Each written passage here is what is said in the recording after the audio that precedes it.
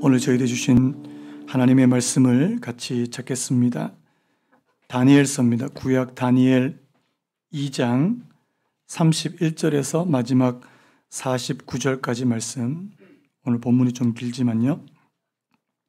다니엘 2장 31절에서 49절까지 말씀을 우리 한 절씩 교독하도록 하겠습니다. 제가 먼저 읽겠습니다. 왕이여, 왕이 한 큰 신상을 보셨나이다. 그 신상이 왕이 앞에 섰는데 크고 광채가 매우 찬란하며 그 모양이 심히 두려우니 그 우상의 머리는 순금이요 가슴과 두 팔은 은이요 배와 넓적다리는 노시요 그 종아리는 쇠요 그 발은 얼마는 쇠요 얼마는 진흙이었나이다. 또 왕이 보신즉 손대지 아니한 돌이 나와서 신상의 쇠와 진흙의 발을 쳐서 부서뜨리매 그때에 쇠와 진흙과 녹과 은과 금이 다 부서져 여름 타당마당에 겨같이 되어 바람에 불려간 곳이 없었고 우상을 친 돌은 태산을 이루어 온 세계에 가득하였나이다.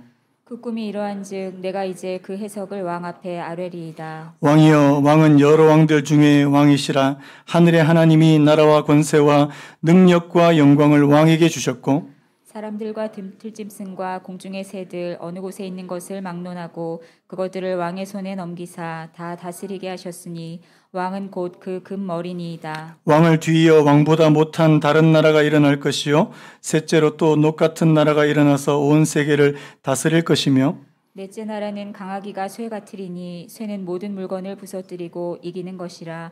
쇠가 모든 것을 부수는 것 같이 그 나라가 문 나라를 부서뜨리고 찌을 것이며 왕께서 그 발과 발가락이 얼마는 토기장이의 진흙이요 얼마는 쇠인 것을 보셨은즉 그 나라가 나누일 것이며 왕께서 쇠와 진흙이 섞인 것을 보셨은즉 그 나라가 쇠 같은 든든함이 있을 것이나 그 발가락이 얼마는 쇠요 얼마는 진흙인즉 그 나라가 얼마는 든든하고 얼마는 부서질 만할 것이며 왕께서 쇠와 진흙이 섞인 것을 보셨은즉 그들이 다른 민족과 서로 섞일 것이나 그들이 피차에 합하지 아니함이 쇠와 진흙이 합하지 않음과 같으리이다. 이 여러 왕들의 시대에 하늘의 하나님이 한 나라를 세우시리니 이것은 영원히 망하지도 아니할 것이요 그 국권이 다른 백성에게로 돌아가지도 아니할 것이요 도리어 이 모든 나라를 쳐서 멸망시키고 영원히 설 것이라. 손대지 아니한 돌이 산에서 나와서 쇠와 녹과 진흙과 은과 금을 부서뜨린 것을 왕께서 보신 것은 크신 하나님이 장래일을 왕께 알게 하신 것이라. 이 꿈은 참되고 이 해석은 확실하니이다 하니 이에 느부갓네살 왕이 엎드려 다니엘에게 절하고 명하여 예물과 향품을 그에게 주게 하니라. 왕이 대답하여 다니엘에게 이르되 너희 하나님은 참으로 모든 신들의 신이시요 모든 왕의 주제시로다. 내가 능히 이 은밀한 것을 나타내었으니 내 하나님은 또 은밀한 것을 나타내시는 이시로다. 왕이 이에 다니엘을 높여 귀한 선물을 많이 주며 그를 세워 바벨론 온 지방을 다스리게 하며 또 바벨론 모든 지혜자의 어른을 삼았으며 같이 읽겠습니다. 왕이 또 다니엘의 요구대로 사드락과 메삭과 아벳노고를 세워 바벨론 지방의 일을 다스리게 하였고 다니엘은 왕궁에 있었더라. 아멘. 오늘 말씀의 제목을 한번 따라해 보시겠습니까? 세상 나라 하나님 나라. 한 번 더요. 세상 나라 하나님 나라. 사실 오늘 이 본문이 만만치 않은 본문이기 때문에 제가 1부 예배 때 무려 예배를 1시간 반 동안 드렸거든요. 그래서 2부 예배 때 지금 굉장히 지금 마음이 어려워지는데 왜냐하니까 지금 이게 중고등부도 있고 이 어린 청년도 있고 이 말씀을 잘 소화하시는 그래서 저를 보세요. 저를 보세요. 두 눈을 부릅뜨고 저를 보시지 않으면 오늘 깊은 잠에 빠지기 쉽기 때문에 오늘 저를 뚫어지게 쳐다보시기를 간절히 바랍니다. 자, 그리스 신화에 이카루스라고 하는 그 인물이 굉장히 유명한 인물이 있는데요. 이카루스에 관한 이야기를 잠깐 해드리고 오늘 말씀을 시작하려고 합니다. 이카루스가 어떤 사람이냐니까 왕의 명령을 어겨서 이제 탑에 갇혔어요. 이야기는 간단한데요.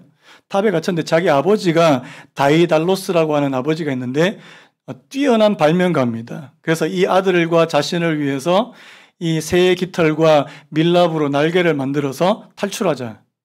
신화입니다, 신화. 진짜 이 날개가 이제 막 퍼덕퍼덕거려서 이제 이 탑을 탈출하는데 성공합니다. 그래서 이제 여기까지 좋은데 이 이카루스가 여기서 이제 마음이 이제 교만해지는 거예요. 내가 탑을 탈출하는 것뿐만 아니라 내가 이 세상 하늘 끝까지 한번 높이까지 올라가 보자. 근데 아버지가 뭐라고 했냐니까 너 절대로 태양 가까이 가선 안 돼. 왜냐하니까 이 태양열로 인해서 밀랍이 녹아버리면 너는 죽기 때문에 너 태양 가까이 가선 안 돼. 그런데 이카루스는요 계속해서 높이 올라가는 겁니다. 나중에 진짜 어느 정도 높이 올라가니까 그 태양열에 녹아서 밀랍이 녹아서 이 바다에 빠져서 죽었다. 뭐 이런 내용이에요. 이게 이제 여기서 나오는 말 가운데 이카루스의 말 가운데 이카루스의 역설이라는 표현이 나옵니다. 이게 뭐냐니까요. 한 개인이나 기업, 국가, 한때 대단한 성공을 이루어낸 국가나 기업이나 개인이 자만해져서 또 이 관성으로, 여러분 관성이 뭔지 알죠? 계속 가는 거. 그리고 이 폐쇄성으로 순식간에 몰락할 수 있다는 것을 보여주는 것이 바로 이 이카루스의 역설이라는 표현입니다. 그 경영학 교수님인데요. 이 데니 밀러라는 분이 이런 말 했나 한번 들어보시겠습니까? 성공이 결국 파멸을 낳고 가장 소중한 것으로 여겼던 것이 결국엔 자신을 망칠 수 있다. 다시 한번요. 성공이 결국 파멸을 낳고 가장 소중한 것으로 여겼던 것이 결국엔 자신을 망칠 수 있다. 그러면서 하는 말이 이 말입니다. 한번 따라해 보시겠습니까? 성공의 적은 성공이다. 자기가 옛날에 한번 내가 잘해봤다는 거죠. 내가 옛날에 이렇게 해보니까 뭔가 잘 되더라. 근데 그 방식을 계속 고수한 변화 없이. 제가 자료를 좀 찾아봤는데요. 그 전 세계에 500등 안에 드는 기업 가운데 이 500등 안에 드는 기업의 평균 수명을 다 조사해 봤답니다. 근데 얼마 갈 것 같아요? 여러분 지금 전 세계 500대 기업 같으면 대단한 기업들 아닙니까? 그런데 그 기업이 생존이 어느 정도 될까? 평균 수명이 30년이에요. 30년. 그리고요, 창업한 후에 5년 동안 생존한 확률이 30%가 채 되지 않는다는 겁니다. 제가 이 자료를 보다가 우리 교회가 이제 올해 12월이면 딱 5주년이거든요. 5주년 생존해야 되는데 이런 생각도 하고요. 여러분 그리고요 우리나라 가운데도 이 100대 기업 가운데 1950년부터 지금까지 약 한 70년간인데요. 100대 기업 가운데 지금까지 남아있는 기업은 7개. 여러분 잘 아시는 삼성, LG 이런 회사들입니다. 그 중에서 또 IMF 때 이 30등 안에 드는 30대 기업 중에 무너진 게 무려 11개. 제가 대학 다닐 때 여러분 혹시 대우그룹 아시면 여러분 여기 젊은 세대들은 대우를 모를 수 있습니다. 대우 자동차 되게 늙은 사람 같은데요. 대우 자동차, 대우 TV, 대우 냉장고까지 대우 건설, 증권 엄청난 그룹을 이뤘는데요. 요즘에 대우라는 걸 찾아보기가 어렵습니다. 제가 지금 무슨 얘기하고 싶은 거냐니까요. 한때 되게 잘 나가던 기업이요. 여러분 유명 연예인이요. 제가 얼마 전인가 몇 달 전에 유재석 씨가 이런 말을 하는 거 들었습니다. 유재석 하면 우리나라 최고의 MC 아닙니까? 근데 자기는 언제든지 내려갈 것을 준비하고 있다. 자기가 지금 최정상에 있는데 나는 언제든지 내려갈 준비가 되어 있다. 제가 그거 보면서 되게 좀 감동이 됐는데요. 여러분, 어느 누구든지요. 한때 성공했다고 말하는 그 개인이든 기업이든 한 국가든지 간에요. 여러분, 그 사람들이 가지고 있었던 성공이나 인기나 지위는 여러분, 영원하지 않다는 사실입니다.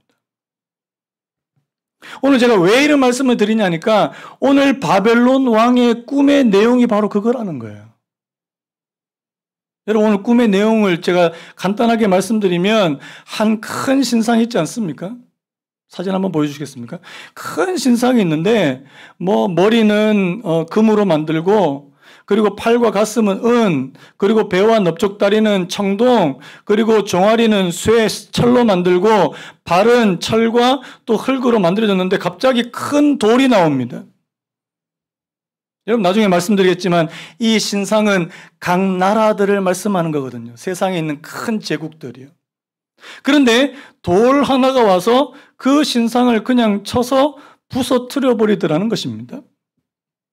뭘 말하는 걸까요? 여러분, 오늘 제가 이 말씀에 본격적으로 들어가기 전에 크게 두 가지 메시지가 오늘 이 꿈의 내용에 들어있다고 보는데요. 첫 번째 한번 따라해 보시겠습니까? 세상 나라가 아무리 크고 화려해도 절대 영원하지 않다. 인정하시는 분 하면요. 삼성 주식 사신 분들이 있던데 이거는 영원히 망하지 않아. 빨리 파시기 바랍니다. 망할 수 있습니다. 이 세상에 어떤 것도, 여러분 나라도 그런데요. 우리나라 대한민국 세워진 지 몇 년 된 줄 아십니까? 70년밖에 안 돼요. 미국 400년밖에 안 됩니다. 나라도 망하는데 기업도 망하고. 그래서 여러분, 이 세상 나라가 아무리 크고 화려하고 대단해 보여도 영원하지 않더라는 게 첫 번째입니다. 두 번째, 한번 따라해 보시겠습니까? 하나님이 주권적으로 세상 나라를 심판하시고 영원한 하나님의 나라를 세우신다. 하나는 뭐예요? 하나는 세상 나라는 영원하지 않다.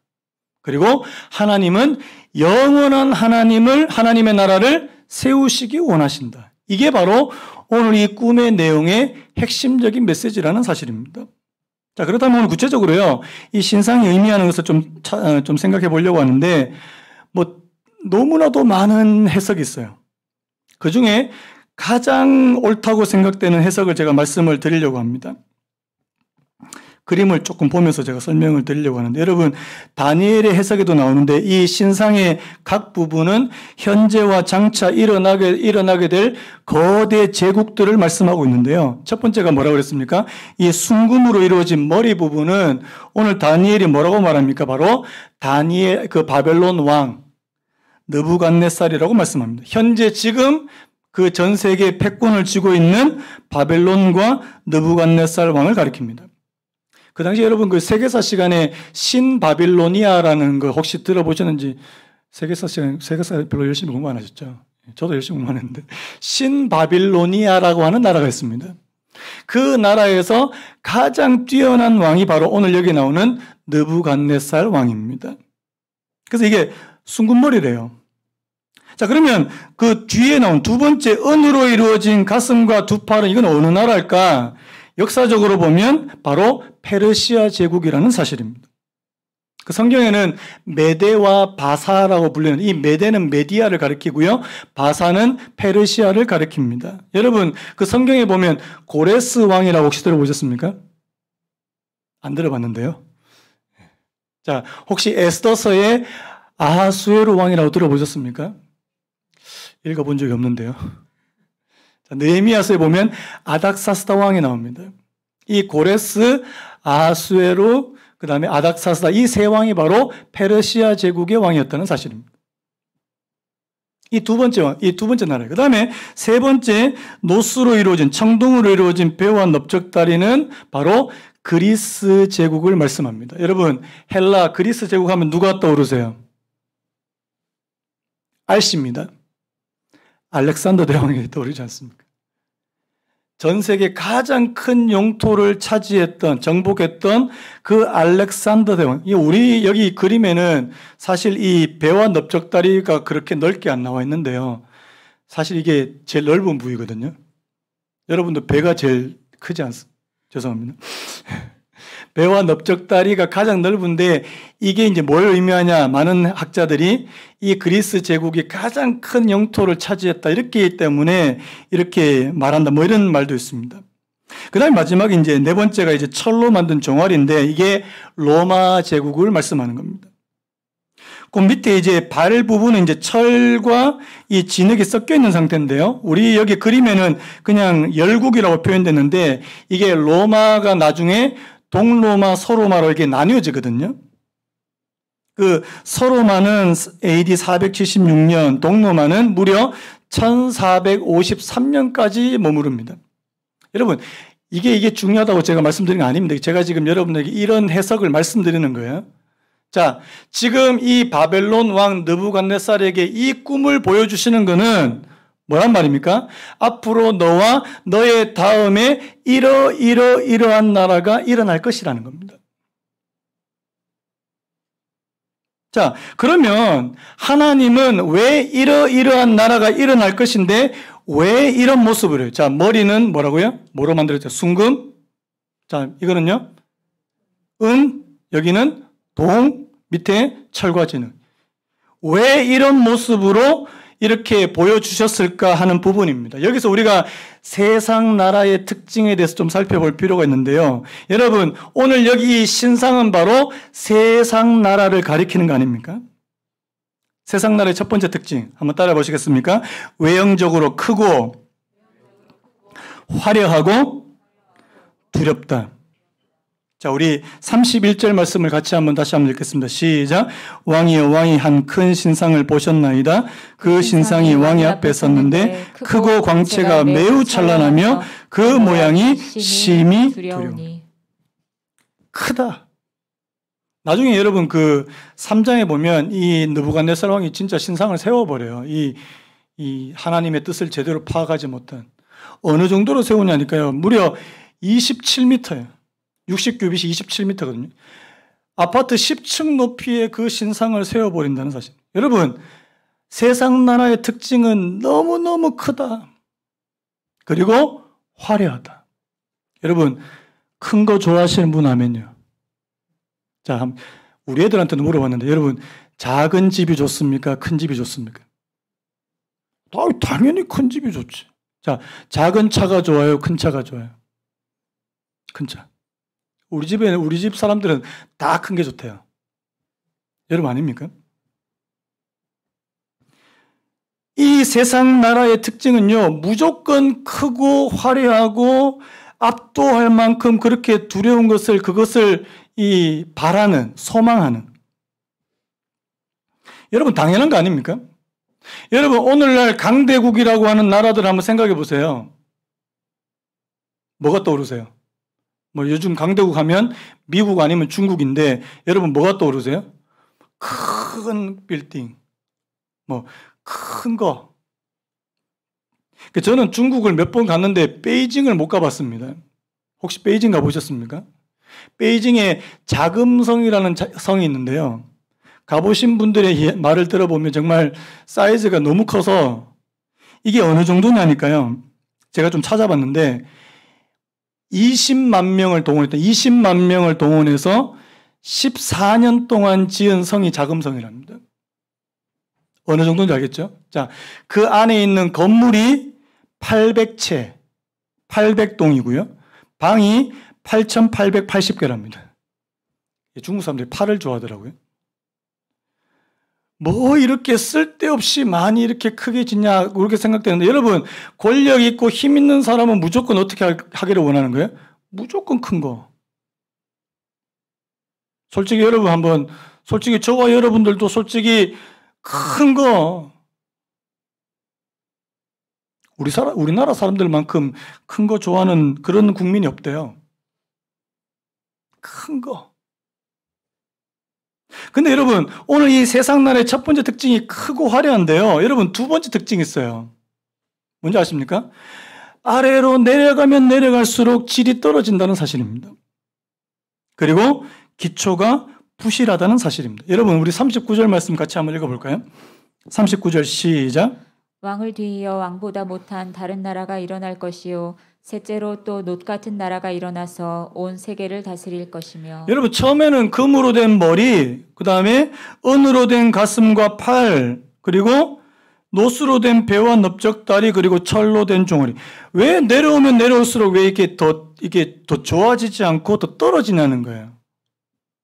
그리고 39절에 보니까 왕을 뒤이어 왕보다 못한 나라가 임한대요. 여러분 왕보다 못한 나라래요.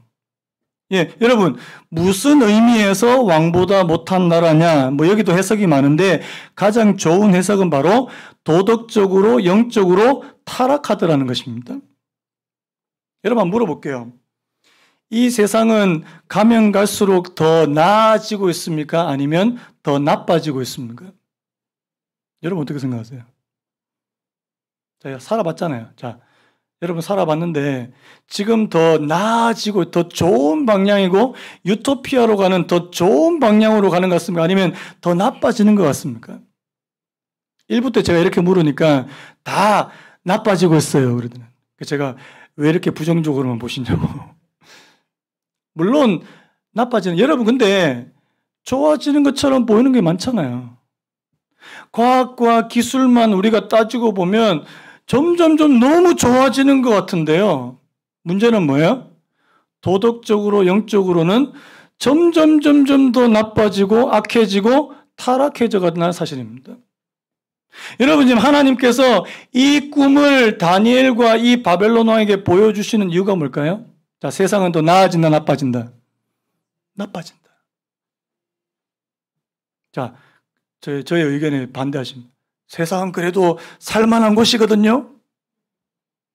제가 얼마 전에 굉장히 충격적인 기사 하나를 봤는데요. 20대 젊은 아빠가 20개월 된 딸을 성폭행했답니다. 20개월이에요. 20개월. 그리고 그 딸을 때려서 죽였습니다. 제가 요즘에 워낙 이런 기사들이 많아서 되게 덤덤했었거든요. 그런데 이번에 이 기사를 보고 또 막 화가 막 나는 거예요. 여러분, 뭐 제가 화낸다고 뭐 되는 거 아무것도 없죠. 여러분, 세상은 점점점 사람들은 더 선해져 가고 더 아름다워져 가고 더 하나님을 닮아가는 쪽으로 가는 것입니까? 아니면 더 타락한 쪽으로 가는 것입니까? 저는 요즘에 사람들이 무서워요.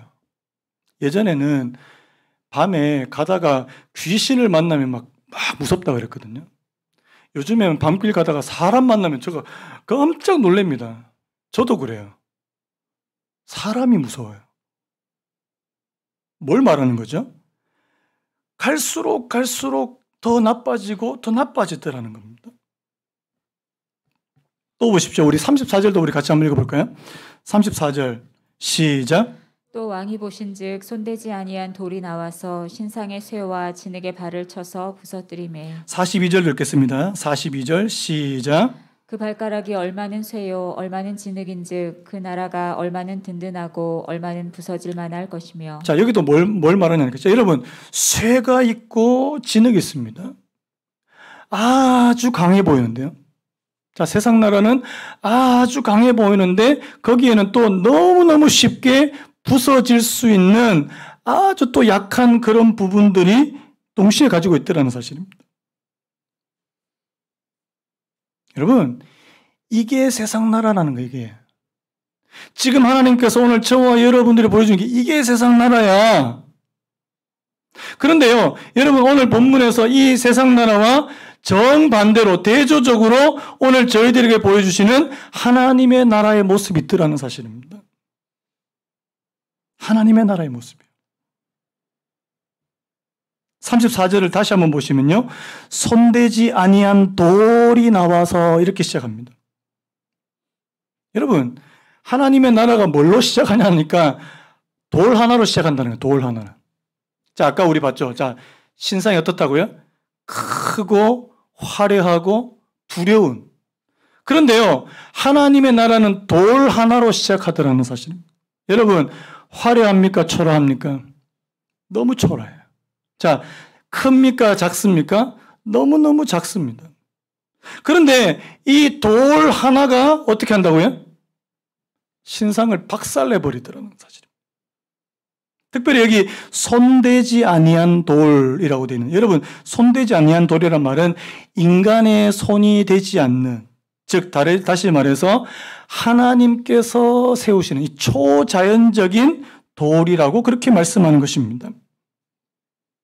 돌 하나가요, 신상을 팍 때리니까 그 신상이 나중에 보니까 산산조각이 되고 나중에 타작마당에 겨와 같이 되어서 바람에 불려 간 곳이 없어요. 흔적조차도 없이 그렇게 사라져 버리더라고요. 자, 그러면 이 돌이 뭐냐는 거예요. 이 돌이 뭐냐. 구약시대를 살아가고 있는 이 다니엘에게 있어서 이 돌은 장차 오실 하나님의 나라 혹은 메시아인데, 여러분 신약시대를 사는 오늘 저와 여러분들이 이 돌이 뭔지 압니다. 여러분 이 돌이 뭐예요? 한번 따라할까요? 이 돌은 예수 그리스도다. 자, 제가 증거를 보여드리겠습니다. 마태복음 21장 42절 우리 같이 읽겠습니다. 마태복음 21장 42절 시작. 예수께서 이르시되 너희가 성경에 건축자들이 버린 돌이 모퉁이의 머릿돌이 되었나니 이것은 주로 말미암아 된 것이요 우리 눈에 기이하도다 함을 읽어본 일이 없느냐. 건축자의 버린 돌이 모퉁이의 머릿돌이 되었다. 이렇게 이야기하면서 이 건축자의 버린 돌을 예수님은 자기 자신이라고 그렇게 말씀하시는데요. 자, 44절도 같이 한번 읽어봤으면 좋겠습니다. 마태복음 21장 44절 시작. 이 돌 위에 떨어지는 자는 깨지겠고 이 돌이 사람 위에 떨어지면 그를 가루로 만들어 흩으리라 하시니. 자, 여러분 이 말씀 어디서 나왔게요? 오늘 다니엘 2장에서 나온 말씀입니다. 이 돌 위에 떨어지는 자는 다 깨진다. 여러분, 예수 그리스도라고 하는 돌에 맞으면 다 깨지는 줄로 믿습니다.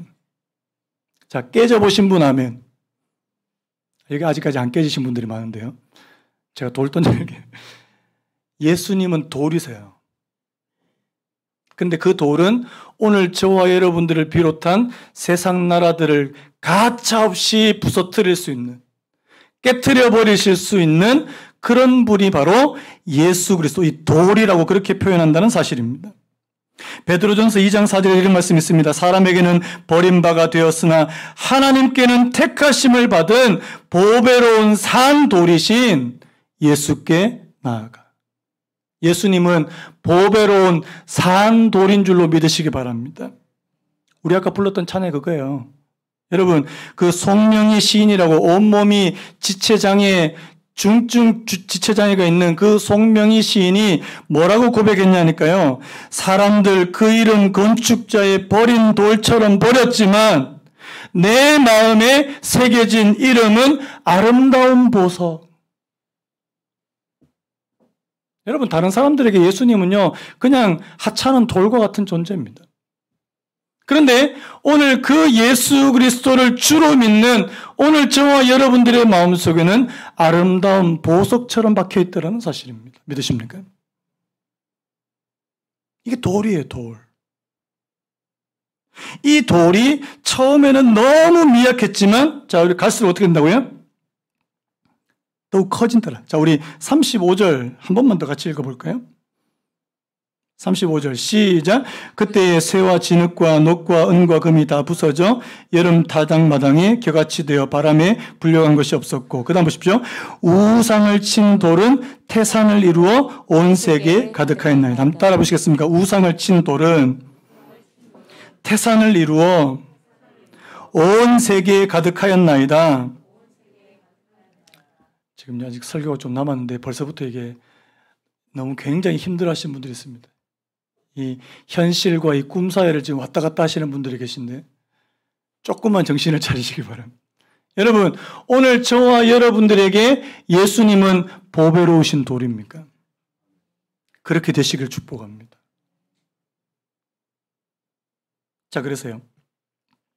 오늘 이 44절 말씀도 제가 좀 보려고 하는데, 이 44절에 이런 말씀이 있습니다. 자, 이것은 영원히 망하지도 아니할 것이요 그 국권이 다른 백성에게로 돌아가지도 아니할 것이요 도리어 이 모든 나라를 쳐서 멸망시키고 영원히 설 것이다. 하나님의 나라의 특징에 대해서 몇 가지 더 얘기한다는 사실입니다. 앞에서 시작은 미약했고 작고 갈수록 산을 이루고 또 온 세계에 가득하다는 그 특징뿐만 아니라, 자, 오늘 하나님 나라 특징을 몇 가지 더 이야기하는데, 첫 번째 한번 따라 보시겠습니까? 하나님의 나라는 영원하다. 두 번째, 하나님의 나라는 최종적이다. 그 다음에 하나님의 나라는 압도적이다. 영원하다는 말은요, 안 망한다. 여러분, 제가 이따가 말했지만, 여러분, 로마 제국이 먼저 망했습니까? 기독교가 먼저 망했습니까? 역사를 보면 아시잖아요. 자, 로마 제국이 그리스도인들을 그렇게 박해를 하고 죽이려고 기독교를 말살시키려고 그랬는데, 자, 로마 제국이 오래 갔나요? 기독교가 오래 갔습니까? 기독교가 오래 갔다는 거예요. 그 다음에 두 번째, 최종적이다. 이 말은 뭐냐니까, 그 다음에 다른 나라가 없다는 뜻입니다. 자, 앞에서는, 자, 바벨론 다음에 뭐가 있었다고요? 페르시아가 있었고 페르시아 다음에 그리스 제국이 있었고 그리스 제국 다음에 로마 제국이 있었다는 거예요. 그런데 하나님의 나라는 그것으로 끝이라는 거예요. 더 이상 다른 나라는 없다는 겁니다. 그 다음에 모든 나라를 쳐서 멸망시키고 영원히 압도적이라는 겁니다. 재미있는 일화를 하나 말씀드릴게요. 조금 쉬어가요. 로마 시대 때 그 율리아누스 황제라는 분이 있습니다. 이 황제가 어떤 황제냐니까 기독교를 너무 싫어해서 기독교인들을 많이 박해했던 그 황제가 율리아누스 황제라는 분이 있는데 이분이 전쟁 나갔다가 이제 큰 부상을 입은 거예요. 그래서 화가 나가지고 신하를 보내가지고 유명한 그리스도인 지도자한테 보내가지고 너희가 믿는 그 목수의 아들은 도대체 뭘 하길래 내가 지금 부상을 입었냐고 자기가 박해놓고 너희가 믿는 그 목수의 아들은 도대체 뭐 하고 있냐? 이분이 이 기독교 지도자가 굉장히 심오한 말을 했는데요. 들어보십시오. 당신이 목수의 아들이라고 부르는 세상의 창조자께서는 황제의 관을 만들고 있습니다. 이 율리아누스 황제가 며칠 지나고 죽어버렸습니다. 여러분, 로마의 그 큰 힘을 가진 황제도요, 예수님께서 그 관을 짜고 계시. 여러분, 예수님께서 관 짜시면 죽어야죠. 뭘 말하는 겁니까? 여러분, 이 세상 것보다 하나님의 나라가 훨씬 더 강하다. 훨씬 더 오래 간다. 여러분, 정말 그렇게 믿어지세요? 내가 믿는 하나님, 내가 믿는 하나님의 나라는 이 세상의 나라보다 훨씬 더 크다. 잘 안 믿어집니다. 내 눈에 보이는 이 세상이 더 커 보이고요. 그래서 우리는 날마다 세상을 향해 나갈 때 두려움이 많고 답답함이 있고 거기에 주눅들고 위축되고 왜? 너무 커 보이니까요. 여러분, 세상 나라보다 하나님의 나라가 더 강합니다. 교회는 지금 많이 힘을 잃고 세상에서 아무것도 없어 보이지만 여러분, 우리가 눈을 들어서 하나님 나라를 좀 쳐다볼 필요가 있다는 사실이에요. 여러분, 제가 말씀드릴까요? 지금 이 꿈을 해석하고 있는 다니엘은 지금 어디서 뭐 하고 있는 겁니까? 나라 망해서 이방 나라에 지금 포로로 지금 잡혀가 있는 상황이에요. 그런데 지금 바벨론 왕 앞에서 하나님의 나라는 영원할 겁니다. 그 이야기하고 있는 거예요, 지금. 여러분, 우리 생각에는 만약에 지금 바벨론의 나라가 망하고 포로로 잡혀가는데 그 왕 앞에서 하나님의 나라는 영원합니다. 말이 되냐고요. 그런데 이 다니엘은 그 하나님의 나라를 보고 있더라는 사실입니다.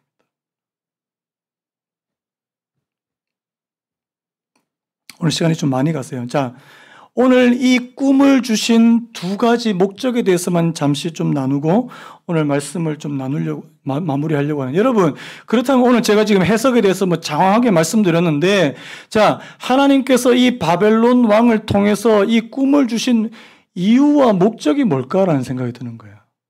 첫 번째 한번 따라 보시겠습니까? 경고. 다시 한번요. 하나님께서는 바벨론 왕에게 경고하시기 원하신다. 자, 이게 무슨 말이냐니까요. 자, 우리 말씀을 한 군데를 한번 같이 읽어보겠는데요. 자, 37절, 38절 우리 같이 한번 읽어봤으면 좋겠습니다. 37절, 38절. 시작. 왕이여, 왕은 여러 왕들 중에 왕이시라. 하늘의 하나님이 나라와 권세와 능력과 영광을 왕에게 주셨고 사람들과 들짐승과 공중의 새들 어느 곳에 있는 것을 막론하고 그것들을 왕의 손에 넘기사 다 다스리게 하셨으니 왕은 곧 그 금머리니이다. 자, 바벨론 왕이 아까 우리 금신상에서 자 어느 부분에 그랬어요? 머리, 금이야, 금. 바벨론 왕은 이 소리를 듣고 우쭐해지지 않겠습니까? 그런데 오늘 말씀 보니까 자, 너에게 권세와 나라와 권세와 능력과 영광을 준 사람이 누구라고요? 하나님이야. 너가 아니야. 하나님이 바벨론 왕에게 권세와 능력을 주셨기 때문에 이렇게 엄청나고 거대한 제국을 건설할 수 있었다는 사실입니다. 여러분, 이 사실을 알려주시는 이유는 뭐예요? 경고하시기 위함이라는 사실입니다. 만약에 내가 지었다, 내가 했다, 교만해지고 하나님을 인정하지 않으면 어떻게 될까요? 하나님이 가만두지 않습니다. 예레미야 43장 10절에 충격적인 말씀이 나오는데요. 제가 한번 읽어볼까요? 그 중간 부분에 보니까 자, 만군의 여호와 이스라엘 하나님께서 이같이 말씀하시되 보라 내가 내 종 바벨론의 느부갓네살 왕을 불러오리니. 자, 느부갓네살 왕이 뭐라고요? 내 종이다. 여러분, 하나님은 하나님을 믿는 사람의 하나님만이 아니라는 사실입니다. 하나님을 알지 못하고 하나님을 인정하지 않는 사람들에게도 하나님은 하나님이십니다. 다스리신다는 거예요.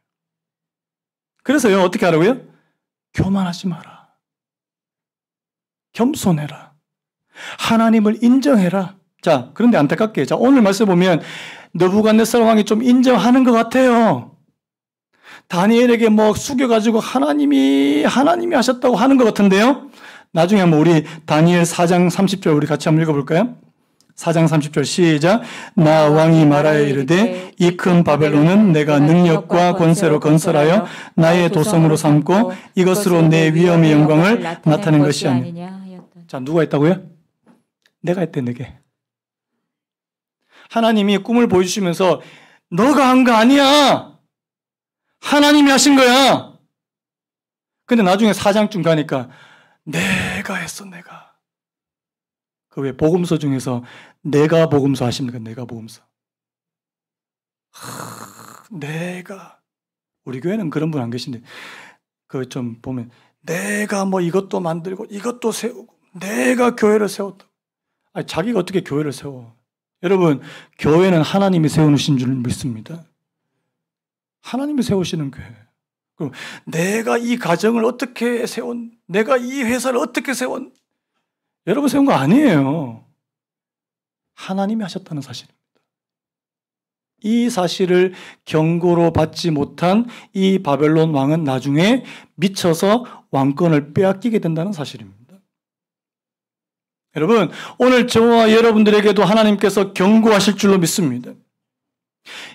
지금까지 여러분들이 살아오게 된 그 모든 것이 여러분들이 잘나서 된 것이 없다는 사실을 인정하시기 바랍니다. 하나님이 하셨습니다. 그거 인정 못하면요, 내가 다 했는데 뭐. 이게 첫 번째예요. 그 다음 두 번째 꿈을 주신 목적이 있습니다. 이건 바로 다니엘을 비롯한 이스라엘 사람들에게 주시는 건데 한번 따라 보시겠습니까? 소망을 주시기 위한 목적이다. 제가 아까도 말씀드렸죠. 다니엘이 지금 어떤 상황이라고요? 나라가 망했어요. 나라가 완전 망하고 자기는 포로로 끌려왔어요. 여러분, 희망이 보입니까? 희망이 보이냐고요. 그런데 지금 하나님께서 이 바벨론 왕의 꿈을 통해서 뭘 보여주냐니까 하나님께서 세우시는 영원한 나라가 있대요. 소망입니다. 지금 당장은 아니지만 먼 훗날에 하나님께서 세우시는 영원한 나라가 있대요. 그게 다니엘을 비롯한 하나님을 믿는 이스라엘 사람들에게 엄청난 희망과 소망으로 작동했다는 사실입니다. 자, 여러분, 요즘에 소망을 품고 사시는 분 아멘요. 자, 소망을 품는 사람의 특징이 있습니다. 얼굴에 미소가 있습니다. 즐거워할 수 있다. 여러분, 제가 증거를 대볼까요? 로마서 12장 12절 말씀 우리 큰 소리로 한번 읽었으면 좋겠습니다. 로마서 12장 12절 시작. 소망 중에 즐거워하며 환난 중에 참으며 기도에 항상 힘쓰며. 자, 소망 중에 뭐 한다고요? 즐거워. 왜 사람들의 마음이 지금 기쁨이 없고 답답하고 우울하고 막 좌절이 오고 왜입니까? 저는 이유는 딱 한 가지예요. 소망이 없습니다. 희망이 없어요.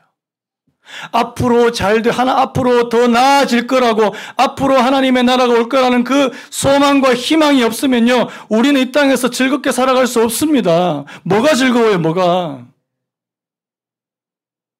교회는 계속까지 우리 아는 목사님이 다른 데는 다 가면서 왜 교회는 안 오냐고 막 그러면서 막 그러더라고요. 애들 다른 데는 다 보내는데 왜 교회는 안 보내냐고. 진짜 다른 데 다 보내더라고요. 어린이집도 보내고 유치원도 보내고 학교도 보내고 학원을 보내는데 교회만 안 보낸대요. 그래서 목사님이 막 저한테 화를 내시더라고요. 내가 잘못했냐고. 왜요? 답답하다는 거예요. 그런데요, 소망이 있으면요. 제가 요즘에 소망이라는 단어를 굉장히 많이 말씀드리지 않습니까? 여러분, 이 소망 없으면요, 여러분, 기독교는 소망입니다. 믿음, 소망, 사랑입니다. 소망의 종교입니다. 예수 그리스도께서 하나님 나라가 세우시는 그 소망의 나라를 바라보셔야 된다는 사실이에요. 제레미 테일러가 유명한 말이 있습니다. 도우시는 분이 전능자임을 기억한다면 사람은 결코 절망할 수 없다. 도우시는 분이 전능자임을 기억한다면 사람은 결코 절망할 수 없다. 여러분, 오늘 저와 여러분들이 내가 지금 소망을 잃어서 지금 마음이 많이 괴롭습니까? 하나님 나라를 보셔야 돼요. 여러분, 하나님 나라는 뭐라고요? 볼 수 있게 임하는 게 아니래요. 여기 있다 저기 있다고 말할 수 있는 게 아니고 우리 가운데 있대요. 예수 그리스도께서 다스리는 나라가 하나님의 나라래요. 하나님, 내 마음을 다스려 주옵소서. 한번 따라해볼까요? 하나님, 제 마음을 다스려 주옵소서. 하나님, 제 가정을 다스려 주옵소서. 하나님, 제 직장을 다스려 주옵소서. 하나님의 나라가 될 겁니다. 하나님, 이 교회를 다스려 주옵소서. 이 교회가 하나님의 나라가 될 줄로 믿습니다. 다 같이 한번 일어나실까요? 주님 나라 임하시네. 주의 날은 멀지 않았네. 너는 일어나 주를 따르라. 하나님 널 부르시네. 세상은 아직 어둠 속에 빛 대신 주 보기 원하네. 여러분, 오늘 제가 많은 말씀을 드렸지만 다 까먹어졌어도 좋습니다. 하나님의 나라를 바라는 소망, 이 한 가지 품고자. 소망 가운데 즐거워하자. 소망 가운데 즐거워하자. 그런 마음으로 같이 한번 찬양하겠습니다. 주님 나라 임하시네. 주의 날은 멀지 않았네. 주의 날은 멀지 않았네. 너는 일어나 주를 따르라. 하나님 널 부르시네. 하나님 널 부르시네. 세상은 아직 어둠 속에. 세상은 아직 어둠 속에. 빛 대신 주 보기 원하네. 빛 대신 주 보기 원하네. 너는 일어나. 너는 일어나 그 빛을 봐라. 주님의 영광, 주님의 영광 내게 임했네. 일어나 주 위에 서라. 강한 용사여. 주님이 너와 함께 하시네. 주께서 다시 오실 길 그 일 예비하라. 영광의 주님 온 만왕의 왕 곧 오시. 우리 한 번 더 찬양했으면 좋겠습니다. 주님 나라 임하시네. 주님 나라. 정말 주님의 나라 임합니까? 주님의 날은 멀지 않았습니까? 주의 날은 멀지 않아. 너는 일어나 주를 따르라. 너는 일어나 주를 따르라. 하나님 널 부르시네. 세상은 아직 어둠 속에. 세상은 아직 어둠 속에. 빛 대신 주 보기 원하네. 빛 대신 주 보기 원하네. 너는 일어나 그 빛을 발하라. 너는 일어나 그 빛을 발하라. 주님의 영광 내게 임했네. 일어나 주 위에 서라.